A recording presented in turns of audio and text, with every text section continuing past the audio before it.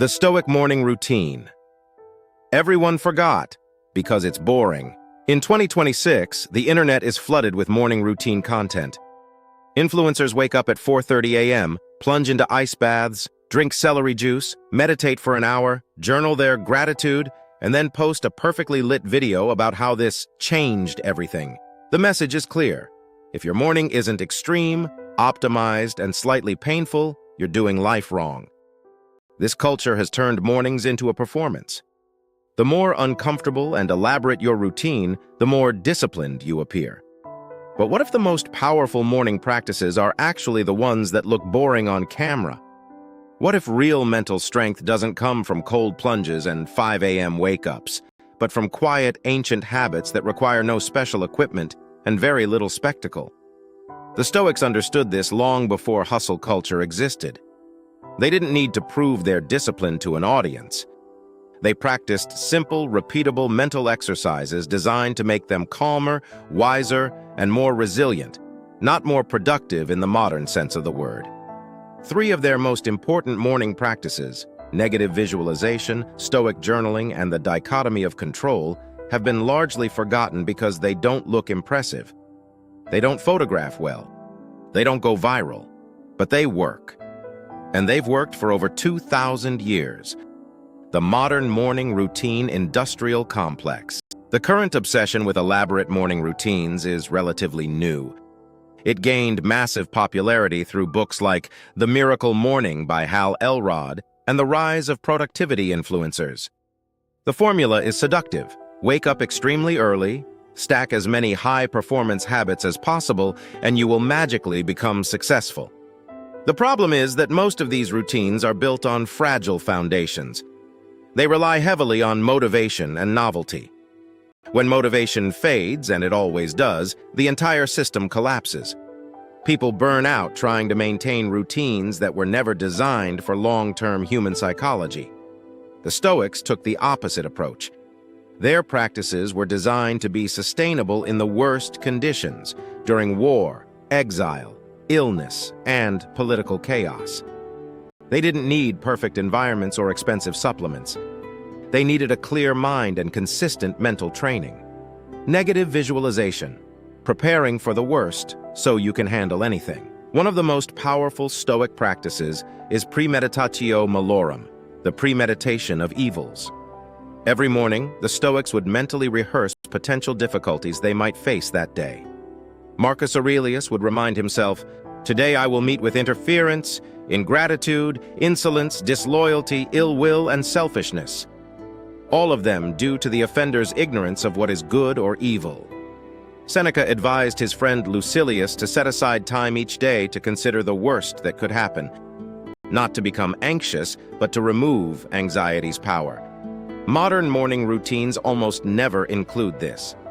Instead, they focus on positive visualization and affirmations. While there's nothing inherently wrong with positivity, it can leave people emotionally fragile when things inevitably go wrong. Negative visualization works differently. By gently imagining difficulties in advance, you reduce their emotional impact when they actually occur. You also develop contingency plans and gratitude for what you currently have. Try this simple version in the morning. Sit quietly for 5 to 10 minutes. Ask yourself, what's the worst thing that could reasonably happen today? How would I respond if it did? What resources and strengths do I already have? This isn't pessimistic. It's realistic preparation. The Stoics believed that expecting everything to go perfectly is a form of self-sabotage. By rehearsing challenges, you become anti-fragile. Stoic journaling. Writing to yourself, not for likes. Marcus Aurelius never intended meditations to be published. He was writing private notes to himself, reminders of how he wanted to think and behave. This is the heart of Stoic journaling. Modern journaling has been heavily commercialized. People are encouraged to write pages of stream of consciousness thoughts, gratitude lists, or vision board style entries. While this can be helpful for some, Stoic journaling has a very specific purpose: moral and mental training. A Stoic morning journal typically includes 3 elements: reflection on the previous day, where did I act with virtue, where did I fall short, Preparation for the day ahead. What challenges might I face? How should I respond according to reason and virtue? Philosophical reminders. Short quotes or principles to keep in mind, often drawn from Epictetus, Seneca, or Marcus Aurelius. This type of journaling is not about venting emotions. It's about building character. It's often short, direct, and sometimes harsh with yourself. There's no pressure to make it beautiful or shareable. The Stoics understood something modern psychology has only recently rediscovered. Writing helps us think more clearly and regulate our emotions. But unlike trendy journaling methods, Stoic journaling is specifically aimed at becoming a better person, not just feeling better. The Dichotomy of Control, the ultimate morning mindset shift. Perhaps the most important Stoic concept is the dichotomy of control, famously taught by Epictetus in his Enchiridion. Some things are up to us and some things are not up to us. Things up to us include our judgments, desires, aversions, and actions. Things not up to us include our reputation, wealth, health, and what other people think or do. Most morning routines completely ignore this distinction. People waste enormous amounts of mental energy worrying about things outside their control while neglecting what is actually within their power. A Stoic morning includes a deliberate mental check. What is within my control today? What is outside my control? Am I focusing my energy on the right things? This single mental habit can dramatically reduce anxiety and increase effectiveness. When you stop trying to control outcomes and focus only on your own responses, you become much harder to disturb. This is the opposite of hustle culture's obsession with crushing goals and forcing results. The Stoics were far more interested in becoming the kind of person who could handle whatever happened with grace and virtue. Why these practices feel boring and why that's their strength. Negative visualization, honest journaling, and focusing on what you can control don't look impressive. They don't require special clothes, expensive equipment, or perfect lighting for social media. They can be done in complete silence with nothing but a pen and paper, or even just your mind. This is precisely why they've been forgotten. Modern culture rewards visible effort and discomfort. Taking an ice bath looks disciplined. Sitting quietly and mentally preparing for difficult conversations does not. But the Stoics would argue that true discipline is often invisible. It's what you do when no one is watching. It's the quiet work of training your mind every single morning, regardless of how you feel. The 5 a.m. club can be valuable for some people. Cold exposure has benefits. Meditation is powerful. But when these practices become the main focus, people often miss the deeper, more transformative work of training their judgment and character. How to build a Stoic morning without the performance. You don't need to wake up at 5 a.m. to practice Stoicism. You need consistency and intention. Here's a simple framework. Upon waking, spend 2-3 minutes on negative visualization. Mentally walk through potential challenges. Journaling.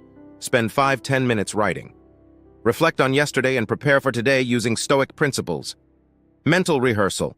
Remind yourself of the dichotomy of control. Decide where you will focus your energy. Action. Move into your day with greater clarity and emotional stability. That's it.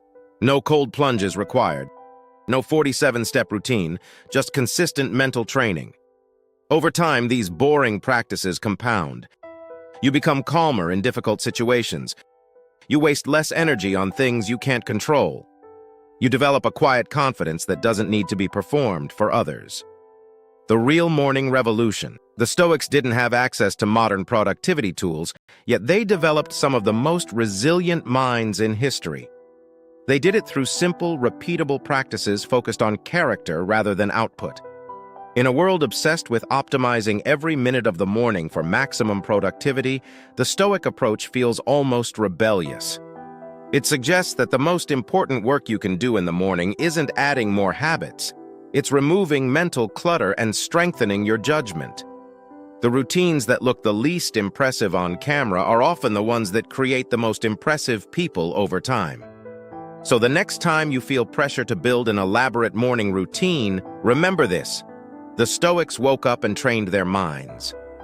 They didn't need to post about it. The Stoics didn't need fancy routines, expensive gadgets, or viral morning content to build extraordinary lives. They simply showed up every single day and trained their minds with quiet, consistent discipline. In a world obsessed with hustle and spectacle, perhaps the most radical thing you can do is return to these boring practices that actually work. If this episode challenged the way you think about mornings, personal growth, or what real discipline looks like, do me a favor, like this video if you're ready to trade flashy routines for lasting strength. Comment below with one Stoic practice you're going to try tomorrow, whether it's negative visualization, journaling, or focusing on the dichotomy of control. And subscribe with notifications on so you never miss the next mental upgrade. Your future self is watching. Let's make them proud. See you in the next level.